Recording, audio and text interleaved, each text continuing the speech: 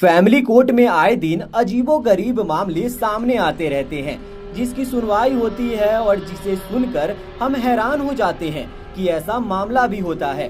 अब कुछ ऐसा ही हक्का बक्का कर देने वाला मामला सामने आया है। पंजाब और हरियाणा हाई कोर्ट ने हाल ही में एक तलाक मामले की सुनवाई के दौरान कहा कि अगर कोई पत्नी अपने पति को हिजड़ा कहती है तो यह एक मानसिक क्रूरता है।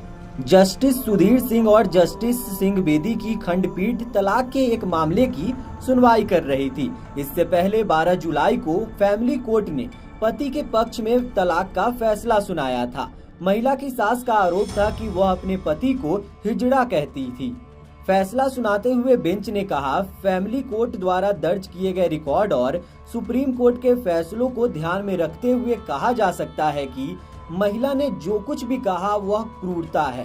कोर्ट ने कहा कि पति को हिजड़ा कहना या उसकी मां को यह कहना कि उन्होंने हिजड़े को जन्म दिया है, यह क्रूरता है। दंपत्ति की शादी 2017 में हुई थी।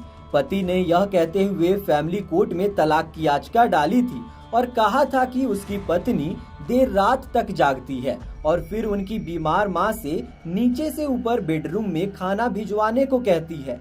उन्होंने यह भी कहा कि पत्नी पॉर्न देखने की आदी है और मोबाइल गेम भी बहुत खेलती है।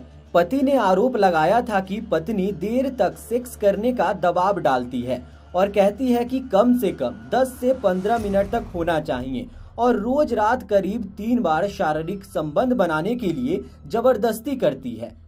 पति ने याचिका में कहा था, पत्नी उस पर शारीरिक रूप से बीमार होने का ताना मारती रहती है और कहती है कि वह किसी और से शादी करना चाहती है। वहीं पत्नी ने कहा कि पति ने उसे घर से बाहर निकाल दिया। महिला ने कहा, ससुराल वाले उसे नशे की गोलियां दे देते थे और जब वह बेहोश हो जाती थी तो उसे तांत्रिक की ताबीज पहना देते थे। इसके अलावा उसे ऐसा पानी पिलाते थे जिससे कि उसको अपने वश में किया जा सके।